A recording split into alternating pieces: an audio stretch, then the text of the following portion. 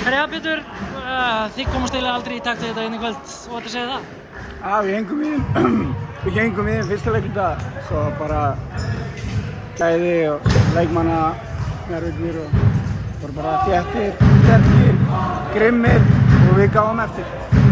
Þið hafið nú samt verið að halda í bara við öll lið svona þannig séð í þessum leikjum. Hver var munurinn á kvöldinu í kvöld og síðan þessum leikjum sem það verið bara, já, unnið bara reyna?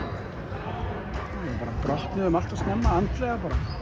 Og ég kannski tek stóran hatt fyrir því. Ég er náttúrulega farin að djöflast í dómarum alltaf snemma. Og það er náttúrulega, eru kannski farin að leita eftir afsökunum staðan fyrir lausnum.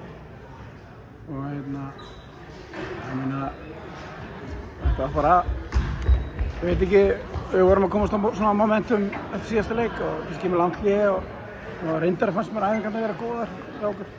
En ég veit ekki alveg, við vorum ekki alveg nú eins stilltir og fókuseraðir í dag. Hvernig verður það með strákana hérna eftir leikinn í Kljó?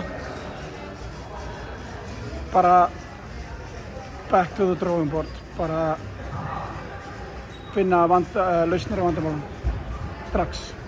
Það er bara verður að vera þannig. Takk fyrir þetta, Pétur.